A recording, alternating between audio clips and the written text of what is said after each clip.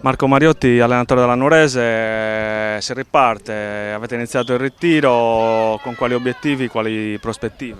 Beh, prima di tutto sono contento e felice di trovarmi a Nuoro, perciò un saluto a tutti i tifosi, a tutta la cittadinanza.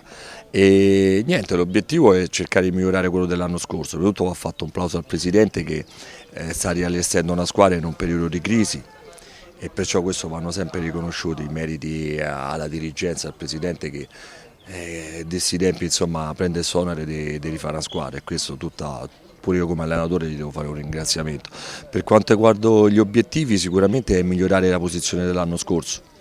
Abbiamo un po' ridotto il budget, abbiamo investito sui giovani, però sono sicuro che allestiremo una squadra degna della città, della categoria e non ereremo tutte le partite al massimo. Tanti volti nuovi, tanti giovani, insomma per lei come tecnico una sfida stimolante ma anche tanto lavoro tra virgolette. Sì, a parte che come dicevo il lavoro è nostro, sì, è un lavoro però di questi tempi è un lavoro divertente che tanti vorrebbero fare, noi siamo fortunati.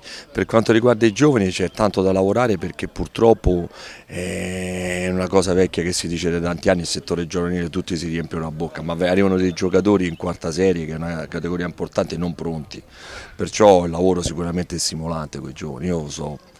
È la vita mia perché io preferisco i giovani, perché è vero c'è da lavorare però ti danno tanto di soddisfazione nel medio e lungo termine. Certo bisogna concedergli anche il tempo di crescere e di fare qualche errore insomma.